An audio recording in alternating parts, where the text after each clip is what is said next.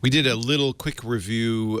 Megan Maroney bought one, and we talked about it on iOS today because it does work with iOS, which is nice. Yeah. One of the things she said, and I think you have a fix for this, the watch didn't stay on for her. You can keep the watch face on all the time, right?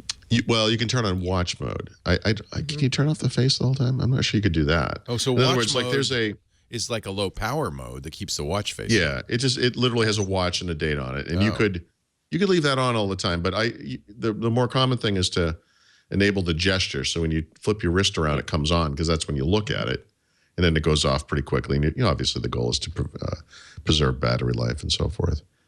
Yep. Yeah. So how did you guys like it? What was your?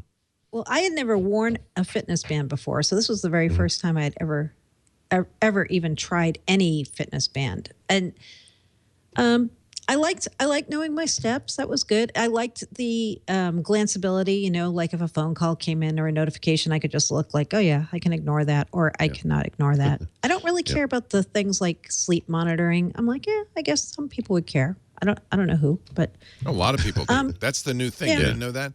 Have you done have you tracked a walk yet? Have you done this? Yep, I tracked the walk. Where it makes a map. That's cool. I mean, that was fun. It makes a map of your walk because it has a built-in GPS, and then you can upload it. Yeah.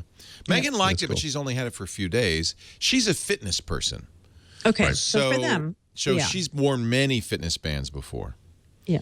And what'd she say? I think her full review is yet to come, but so far so good. I think she's. I think with wearables right now on your wrist, anyway, what you have is kind of a gamut, and on one edge of the gamut are like extreme minimalist fitness devices, right?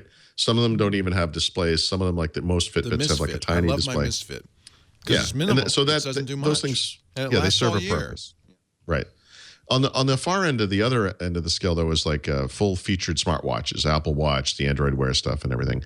And I think for me, band hits in the middle at the right place for me because it's the stuff I care about, and it's not the stuff I don't care about. So it does have the fitness stuff, which I like. I like to track steps, especially. I stopped tracking sleep because it's so depressing. I apparently sleep very horribly, and so thank you for telling me that.